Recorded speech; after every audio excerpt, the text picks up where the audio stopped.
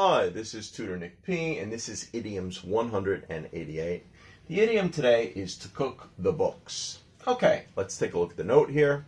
If someone is cooking the books, he or she is falsifying financial records. All right, so if they falsify them, they put down fake numbers, or they fudge the numbers, as like what we might say. So they're falsifying the records. They're cooking the books. Let's continue.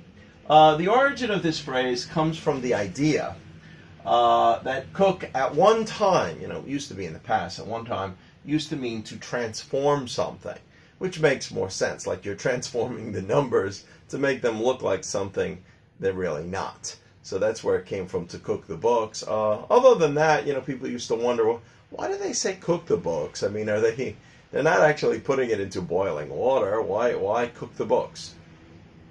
Okay, anyway, let's continue here. Let's look at the first example. That company cooked its books so they could have a positive financial quarterly report in order to help the stock price to rise. Yeah, sometimes they might do this. They're not supposed to do it. Maybe they can get away with doing it, maybe not. Maybe they may get caught. But sometimes we say they might cook the books, or maybe they have two sets of books, the real books and the fake books. Okay, anyway, let's look at number 2.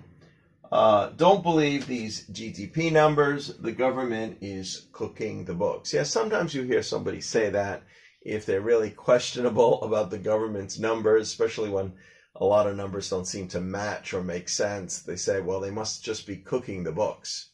Okay, anyway, I hope you got it. I hope it's clear. Thank you for your time. Bye-bye.